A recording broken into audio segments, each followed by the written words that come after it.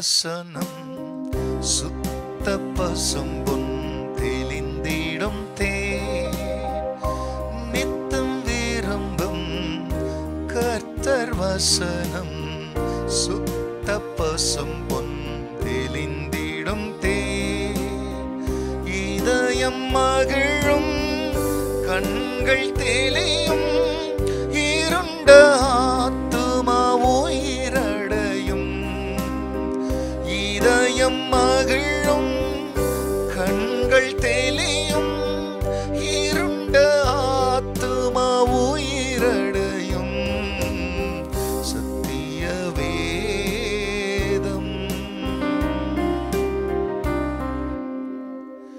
கர்த்தருடைய பரிசுத்த நாமத்திற்கு மகிமை உண்டாவதாக. ஆண்டவராக இயேசு கிறிஸ்துவ நாமத்தில் வாழ்த்துக்கள். கிருபையும் சமாதானமும் உங்களுக்கு பெருகுவதாக. அன்பானவர்களே, இந்த நாளில் என் தேவனாகிய கர்த்தர் நமக்காய் அவர் கொடுக்கின்றதான அவருடைய வேத வாக்கியமானது, அவருடைய வசனமானது ரோமர் 15:4. தேவ வசனத்தினால் உண்டாகும் பொறுமையினாலும் ஆறுதலினாலும் நாம் நம்பிக்கை உள்ளவர்களாய் இருக்கும்படிக்கு முன்பு எழுதியிருக்கிறவைகள் எல்லாம் நமக்கு போதனையாக எழுதியிருக்கிறது. பிரியமானவர்களே, இதோ அந்த இடத்துல பழைய ஏற்பாட்டில் இருக்கிறவைகள் தான் வேதம். அப்போஸ்தலர்கள் நாம் பிரசங்கித்த பொழுது அவரிடத்துல புதிய ஏற்பாடு என்று ஒன்று எழுதப்படவில்லை. பழைய ஏற்பாட்டில் இருக்கிறவைகள் தான் வேதத்தினுடைய நிறைவேறுதலை குறித்து சொல்லப்பட்டிருந்த காரியம்.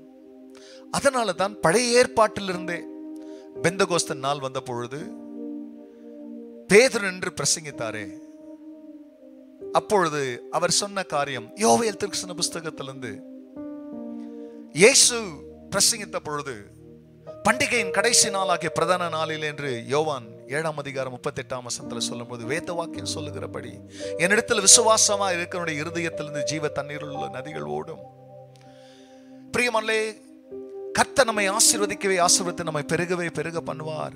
பூமியின் வம்சங்கள்லாம் உங்களுக்குள் ஆசீர்வதிக்கப்படும் என்று ஆபிரகாம் கிட்ட சொன்னவைகள் வேத வாக்கியம்.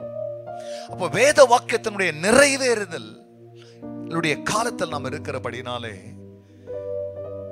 இவைகள் எல்லாம் ஏன் எழுதப்பட்டது, வேதவசனம் ஏன் எழுதப்பட்டது என்றால் அவைகள் நம்முடைய போதனைக்காக எழுதப்பட்டதா. ஆகையால் ஏன் சபையில போதிக்க வேண்டும், ஏன் நம் தனிப்பட்ட விதத்துல வாசிக்க வேண்டும்?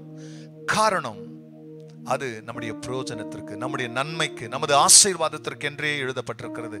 உன் ஆசீர்வாதத்தை தெரிந்து கொள்ள வேண்டும் என்று நீ நினைப்பாயானால் உன் டாக்குமெண்ட், கர்த்தர் உனக்காக எழுதி வைத்திருக்கிற இந்த வேதவசனம் இஷ்டம் இருந்தா கேட்கலாம், இல்லைன்னா விட்டுலாம். இல்லை, இவைகளை நீ கேட்பதினால் இவைகளினால் உன் நாட்கள் நீடித்திருக்கும். இந்த வேதவசனத்தை நீ பிரியமல்ல, இந்த உபதேசத்தை நீ பயபக்தியோடு கேட்பதினால் உன் வாழ்நாட்கள் நீடித்திருக்கும்.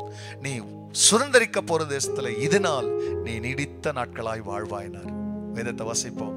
உன் பிரோஜனத்துக்காக, உன் போதனைக்காகவே தேவன் இவைகளை போதிக்கிறார். உன் பிள்ளைங்களுக்கும் போதிங்க. பிரியமல்ல, குடும்பத்தில் இருக்கிற ஒருத்தருக்கு ஒருத்தர் போதிங்க. வசனத்தின்படியே நடங்க. அப்பொழுது கர்த்தருடைய ஆசீர்வாதங்கள் உங்களை சூழ்ந்து கொள்ளும். ஜெபிக்கலாம். பரிசுத்தரே, உங்க நாமம் மகிமை அடையட்டும். ஆமா ஆண்டவரே, எங்களுடைய போதனைக்காக, எங்களுடைய பிரயோஜனத்திற்காக, எங்கள் நன்மைக்காக எழுதப்பட்ட வசனங்களை உம்முடைய பிள்ளைகள் இதை கேட்டு அதன்படியே அவர்கள் வாழ உதவி செய்யும். கர்த்தர் இப்படி செய்ததற்காக நன்றி.